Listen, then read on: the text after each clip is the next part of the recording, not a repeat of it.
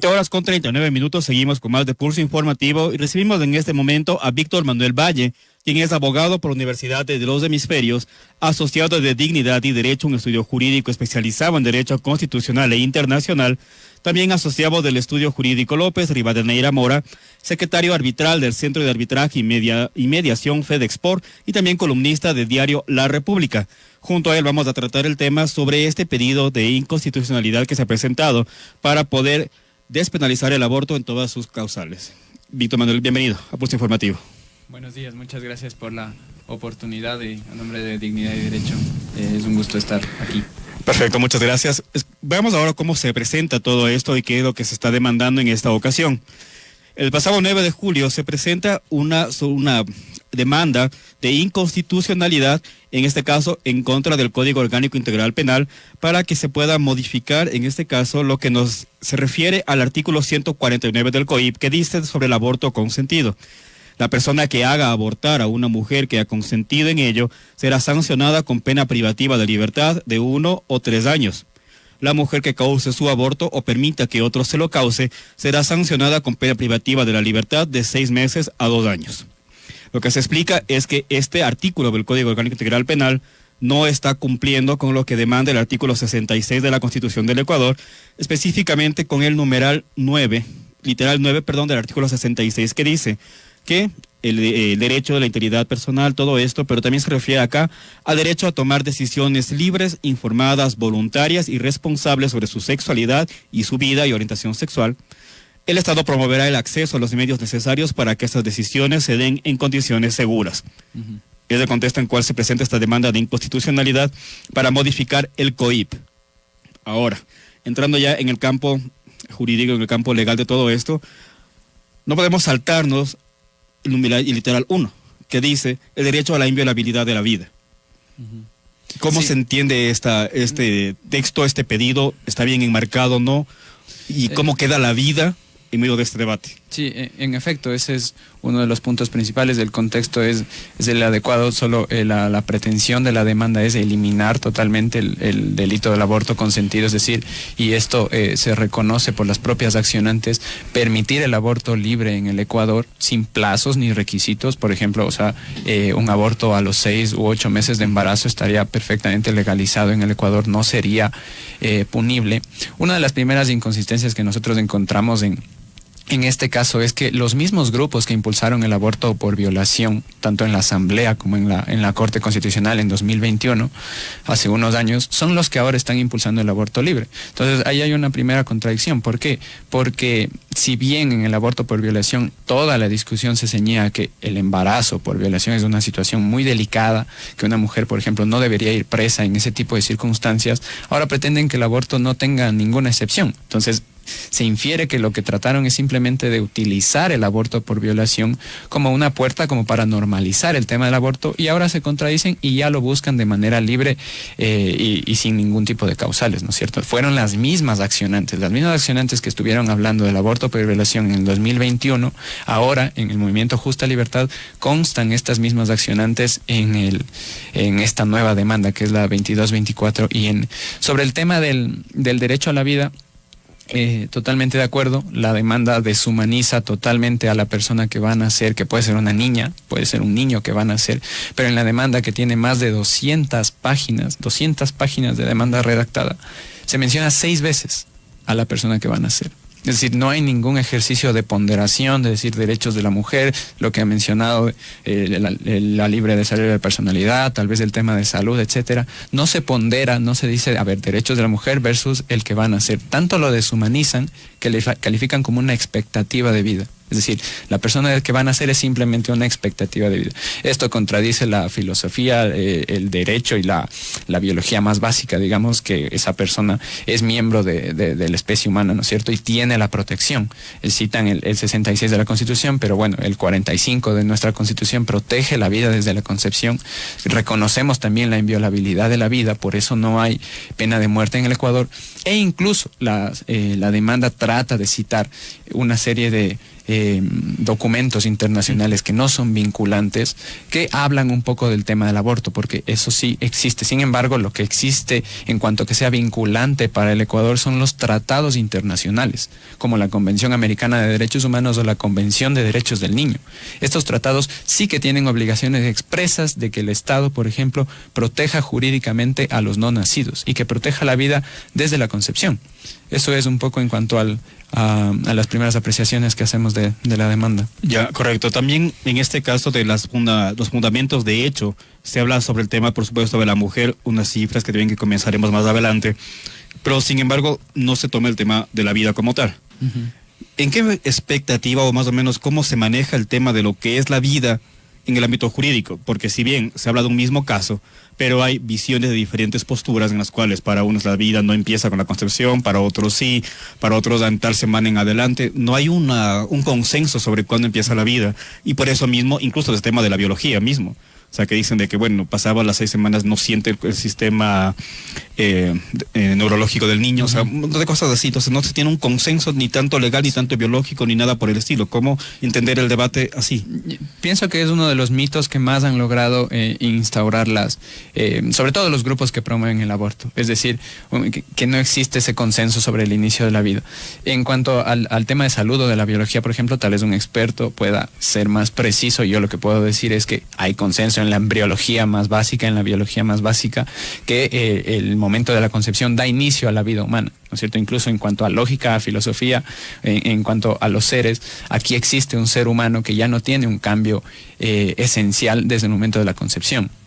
Nada marca ningún elemento diferencial, digamos, es una célula totipotente, en este caso ya la concepción. Pero jurídicamente, lo único que existe y lo que se malinterpreta es, por ejemplo, el tema de los derechos civiles. Una persona con el nacimiento puede adquirir derechos civiles, es decir, a recibir herencias, un poco derechos en cuanto a patrimoniales, etcétera, pero eso no marca el inicio de la vida. Y tampoco en Ecuador, al menos, hay confusión en eso, y en todo el sistema interamericano de derechos humanos no la hay. ¿Por qué? Porque en el Ecuador ya está ordenado que se protege la vida desde la concepción. Uh-huh. El Código Orgánico de la Niñez y de la Adolescencia protege la vida desde la concepción. Dice que uno es niño desde que ha sido concebido hasta los 18 años. Ese es el estatus de protección del Código de la Niñez, y los instrumentos internacionales lo mismo. Entonces no hay debate alguno. Lo que pasa es que un poco en la demanda lo que se trata de hacer es que se le deshumaniza, como he dicho, se le quita esa condición de persona a la niña o niño que va a nacer, y pues se argumenta solo a favor de una serie de derechos que habla la demanda, como digo, a lo largo de estas 200 páginas, pero sin tomar en cuenta a la persona que va por nacer. Y por último, yo en el tema yo rescataría mucho justo esto que dicen las propias accionantes, hablan mucho del aborto libre, ¿no? De que sea una decisión de la mujer, que es una decisión de autonomía y de libertad de la mujer, pero no toman en cuenta, por ejemplo, que en Ecuador hay más mujeres obligadas a abortar que las que abortan libremente. Y esto sí que tenemos datos. O sea, esto en Dignidad de Derecho lo hemos contrastado y conseguido en datos de la Fiscalía General del Estado, por ejemplo. Hay 800 denuncias por abortos forzados, es decir, por aborto no consentido por parte de la madre, en contraste, por ejemplo, con 500 denuncias de aborto consentido. Y esto, si bien puede interpretarse estos datos a la mayoría, lo que sí nos deja una conclusión es un hecho, y es que hay mujeres en Ecuador que abortan de manera obligada. Puede ser la pareja, puede ser el padre, puede ser la familia, puede ser el propio personal de salud. Tantas presiones económicas, presiones de salud, psicológicas, mentales, físicas, que obligan a las mujeres a abortar. Tanto así que hay procesos penales, como digo, más de 800 procesos penales abiertos, denuncias penales, por aborto no consentido. Entonces, ¿qué va a pasar, por ejemplo, si se permite el aborto ahora de manera libre? ¿Esta cifra va a disminuir o va a crecer? Evidentemente, esa misma era mi pregunta. Va a crecer. Porque hablamos de las cifras alarmantes, tanto de un lado como de otro, de lo que se sabe. Uh-huh. Porque obviamente esto dispararía mucho más con los casos que no se sabe. En estos dos casos, ¿no sería mejor que se haga un procedimiento seguro, como se exige en este caso, que es normativo, seguro, con procedimientos médicos correctos, adecuados, todo ese sistema? Lo que pasa es que ahí son dos temas, como digo. Uno, no caer en esa confusión de que puede existir un aborto seguro, porque, como digo, existen los derechos del que va a nacer. Entonces, la niña que va a nacer no puede tener un aborto seguro porque siempre va a morir, digamos, siempre le van a abortar. Y a veces la discusión un poco nos lleva a olvidarnos de esa situación. Es decir, pensamos el aborto seguro solo en cuanto a la niña o adolescente, y ese tema igual de manera paralela y que quede claro, por supuesto que sí, tiene que ser tomado en cuenta. De hecho, la Corte, al tratar la demanda, ya inició una fase de admisión que no resuelve el caso, sino que los jueces dicen, bueno, que inicia el proceso, admiten la demanda. Hubo ya un voto en contra de la jueza Teresa Núquez que mencionó esto, es decir, no quiere decir que todos estos problemas no existan, por ejemplo, de los abortos inseguros, de las mujeres, del tema de pastillas abortivas, de todo este tema que genera inseguridad y perjuicios a la salud de las mujeres, pero la misma jueza dice, estos temas son de política pública. O sea, ¿dónde está el Ministerio de Salud? ¿Dónde está el ARCSA, por ejemplo, que ya incluso ha emitido boletines y seguimientos de venta ilegal de pastillas abortivas? Nosotros veíamos en redes sociales, por ejemplo, en TikTok, médicos vendiendo abiertamente pastillas abortivas, gente que no es profesional de la salud. ¿Y esto cuánto perjuicio puede generar? Entonces, pero esto no se soluciona legalizando el aborto, porque como digo, están los derechos del que van a hacer. Pero sí que tiene que haber un llamado de atención al Ministerio de Salud, a la propia Fiscalía General, para proteger esto. O sea, no puede haber estos perjuicios a la salud de las mujeres. Ahora, entendiendo el punto de la Constitución del Ecuador, por supuesto, todas las leyes tienen que estar sujetas a la Constitución del Ecuador, por supuesto. La Constitución del Ecuador fue aprobada por voto popular en 2008, cuando ya se publica el registro oficial y todo este sistema legal de la Constitución. Entonces, ¿de qué manera una Corte Constitucional puede estar por encima de la Constitución siempre? Ya hemos visto el caso de la despenalización del aborto por caso de violación, el tema de eutanasia, por ejemplo. Tenemos ahora nuevamente que se está tratando el tema de aborto y otros temas más en los cuales la Corte Constitucional, entre 7 que son los consejeros, pudieran decidir cambiar una Constitución las veces que sea necesario, bajo los conceptos que es necesario. Y también porque recordemos, o sea, también fuimos recién a las elecciones a las urnas, votamos por un referéndum, se votó por voto popular. Entonces, ¿cuándo es el concepto de entender cuándo hay un cambio por voto popular en las urnas y cuándo la Corte puede únicamente cambiar según los pedidos, considerando que la Constitución fue aprobada por voto popular en su contexto general? Sí, en efecto, y se puede hacer un análisis, yo creo que ya más social y político de esto, es decir, de los efectos que está teniendo la Corte Constitucional en contra de la voluntad de los ecuatorianos, digamos.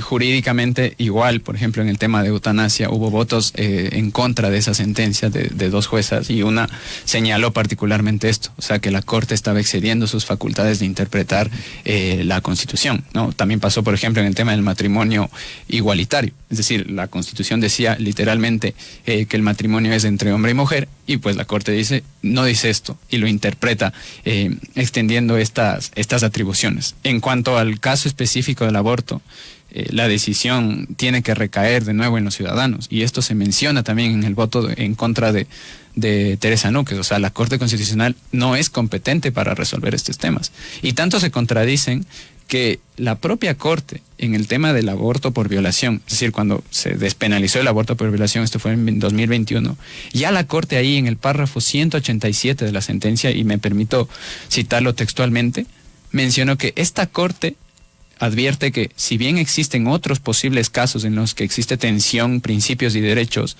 constitucionales en relación al aborto, por ejemplo, tema de malformaciones, otros temas de salud, económicos y demás, otros escenarios, esto pertenece a la libre configuración legislativa. Es decir, la propia Corte reconoció que un tema como el aborto, tan delicado, en el que tenemos que hablar de los derechos de los que van a nacer, de los derechos de las mujeres, de las facultades del Ministerio de Salud, de las facultades del Estado, de una política social tan amplia, no puede ser resuelta por la Corte Constitucional en una acción de inconstitucionalidad. O sea que jurídicamente simplemente tiene que desvirtuarse ese artículo. Como digo, aquí hay tantas aristas que es la Asamblea la que tiene que resolver este tema. Y aquí claramente la Corte Constitucional, digamos, se excedería de sus competencias si llega, en este caso, a despenalizar el aborto. Correcto, porque también, bueno, más bien dicho, en este caso, si leemos entre líneas lo que dice el artículo, por supuesto, te deja discreción. Porque estamos hablando del tema de, obviamente, todo se hace en articulación del lenguaje. Entonces, obviamente, en el lenguaje se dice, sí, la decisión de la mujer sobre su propio cuerpo, lo cual entra en ese artículo 10. Hay un vacío legal aquí, que puede ser fácilmente interpretativo, puede ser fácilmente cambiado debido a esto. Sin embargo, me quedo también con esta parte que usted nos mencionó hace un momento, que nos decía de que debería quedar a la conciencia de los ciudadanos. Ante todo esto, y bajo este mismo discurso progresista que está intentando poner todo esto, ¿No sería mejor una legalización general y que cada ciudadano decida si quiere o no tener hijos? Lo que pasa es que un Estado de Derecho no puede regirse así, digamos. Un Estado de Derecho precisamente está, y esto lo reconoce nuestra propia Constitución, para proteger a los más vulnerables. Y las más vulnerables también son, por ejemplo, las niñas y niños que están por nacer. Ahora bien, se puede decir eventualmente, y esto lo reconocemos, porque nosotros buscamos también el bien de una mujer que puede estar pasando por una situación de un embarazo complicado, sea cual sea la circunstancia. Ya hemos hablado del aborto por violación, está despenalizado en el Ecuador. Se utilizó el aborto por violación para abrir la discusión al aborto general. Y, por ejemplo, se habla mucho de que el aborto es como una decisión libre para la mujer y que además la beneficia, cuando los datos hablan de lo contrario. Entonces, si el Estado tiene que proteger a los más vulnerables, en primer lugar, tiene que buscar cómo evitar que alguien que vaya a nacer sea abortado, es decir, que se le mate a la persona que va a nacer. Y en segundo lugar, decir, a ver, si existen abortos clandestinos o el propio aborto en sí que puede tener perjuicios para la salud mental y física de la mujer. Es decir, por ejemplo, en cuanto a salud mental hay estudios muy serios y muy concretos en Finlandia, por ejemplo, de cómo el aborto aumenta los riesgos en cuanto a la salud mental de las mujeres. Mujeres que después de abortar aumentan grados de ansiedad, de depresión, incluso de pensamientos y tendencia al suicidio, en un 55%. Entonces el aborto no es una decisión de salud en general para la mujer y no se le puede vender así. Porque además, como hemos dicho, en Ecuador incluso el aborto obligado, el aborto forzado, es más que el aborto consentido. Pasa en mayores casos. Entonces el Estado no puede decir, bueno, que cada uno haga lo que quiera, cuando existen grupos vulnerables que están siendo atacados. Para eso tenemos las leyes, para proteger a los más vulnerables. Sí, bueno, y en este caso también, hablando del tema psicológico que nos mencionaba hace un momento, también en este documento se presentan situaciones psicológicas para decir, bueno, la mujer también está bajo presiones de estar embarazada. Entonces es un tema como que es, o sea, cómo entender este concepto de alguna forma. O sea, no podemos tener una visión única en un tema tan delicado, digamos, psicológicamente de las mujeres, porque sí puede haber de los dos casos.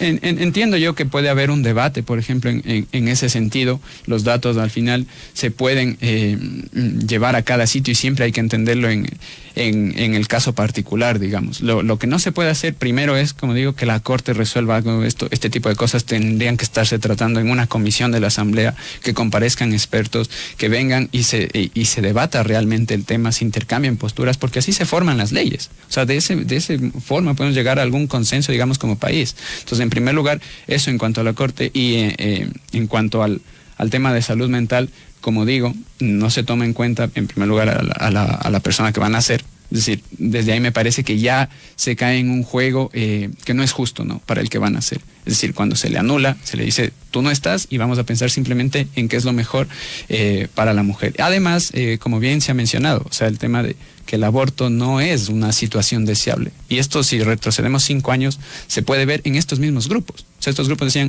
nadie quiere el aborto es una situación que se da, simplemente es legalizarlo para que no sea inseguro. Pero si vemos ahora la discusión, ¿qué pasa? Se celebra el aborto.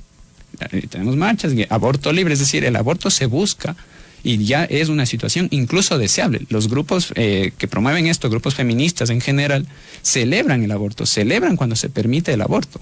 Entonces no es que es una situación delicada y que simplemente hay que legalizar por la salud de la mujer, sino que es un objetivo de una agenda clara, digamos. Y como bien se ha dicho, o sea, viene muchas veces por imposiciones, viene por cuestiones económicas, cuestiones de salud, ausencia de apoyo de la familia, ausencia de apoyo muchas veces, por ejemplo, en embarazos no deseados del padre de ese niño que tendría que hacerse responsable de ese niño. Entonces el aborto no es una decisión libre, viene siempre con estas presiones. Y nadie pone en tela de juicio estas presiones. ¿Dónde está el Estado? ¿Dónde están las leyes? ¿Dónde están las personas que deberían ayudar? ¿Cómo ayudamos a las mujeres embarazadas, ¿no? Se busca como una solución fácil, que es, bueno, aborta y ya está. Entonces, facilito, ¿no? Pero y eso no es... Hay esa solución que se presenta, sería, según lo que se dice en el discurso, por supuesto, es una solución frente a todo, que parece una de tantas soluciones que hay. Pero también se habla del tema de la natalidad, por ejemplo, en lo cual se alerta de cifras impactantes, digamos, para mujeres embarazadas desde los 10 años, desde los 10 a los 14 años, por un lado.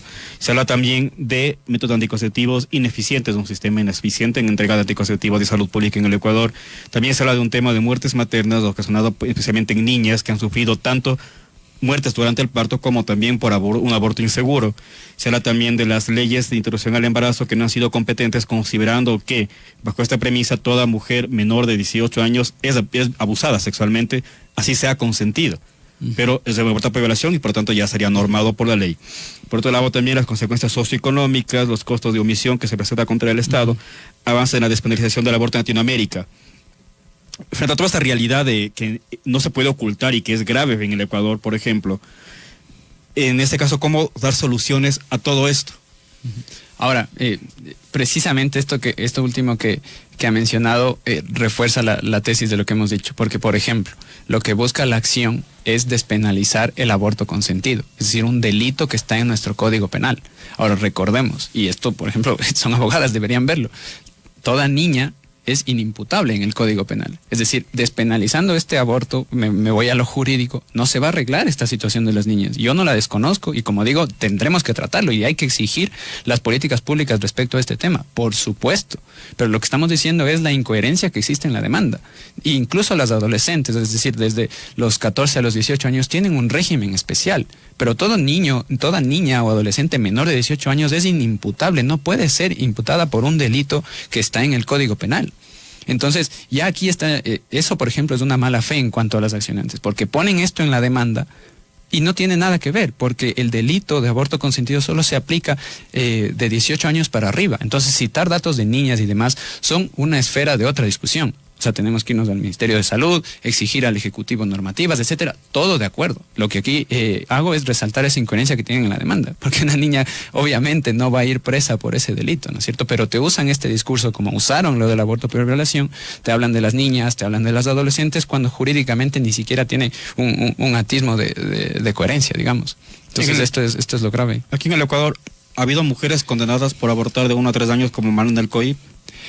Los datos dejan ahí un poco. Hemos solicitado datos, por ejemplo, a la Fiscalía, al Consejo de la Judicatura. Lo que tenemos es que existen denuncias, sí, por aborto consentido, existen sentencias condenatorias por aborto consentido, pero no tenemos la información de, por ejemplo, si estas sentencias son dirigidas hacia la mujer o, por ejemplo, pueden ser dirigidas por medio de otros medios de autoría, al médico o al padre, alguien que haya obligado, como he dicho.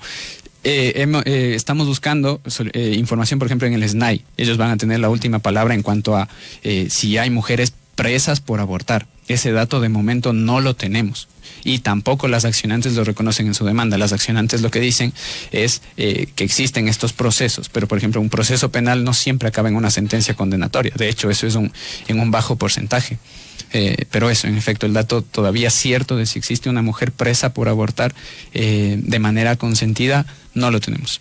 Perfecto. Bueno, son las 8 horas con 1 minuto. Muchísimas gracias, Víctor Manuel, por estar con nosotros, conversar también de estos temas. En esto que tal vez no se haya abordado, no se ha hablado, el tema de esta vida, según, porque al fin y al cabo no hay un criterio, no tenemos un consenso, pero mi perspectiva, mi opinión, si es que hay, aunque sea un mínimo pensamiento que haya una vida, debería ser suficiente. Sí, siempre, y se habla, por ejemplo, del sentido más favorable a los derechos siempre, y esto se menciona mucho desde estos grupos, ¿no? La evolución de los derechos, que el sentido que sea más favorable. Yo les invito, y muchas gracias igual por la oportunidad, pero les invito a considerar esto, ¿no?